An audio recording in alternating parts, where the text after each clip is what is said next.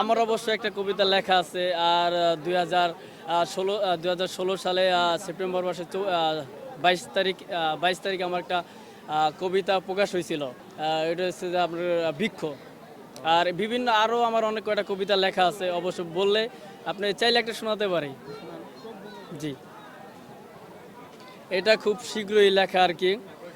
প্রবাস জীবন নিয়ে, মানে প্রবাসীরা যারা থাকে তাদের আর কি আচার আচরণ, তারপর হচ্ছে গতিবিধি এগুলো আর কি। প্রবাস জীবন, লেখক আমি নিজে। থাকতে চেয়েও ইচ্ছে হয়, থাকতে পারি না। পরিবারের অচ্ছলতা কাটাতে পারি না। বাচ্চার মতো বাঁচতে চাইলেও বাঁচতে পারি না।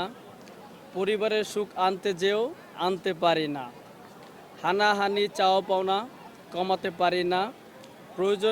পরিবারের প্রয়োজন কি কখনো মিটাতে পারবো, বলতে পারি না। তারপর পরিবারের সুখ কি কখনো দেখতে পাবো, বলতে পারি না। সুখের আশায় ঘর ছাড়িলাম, প্রবাস নামক জেলখানায় পৌঁছালাম।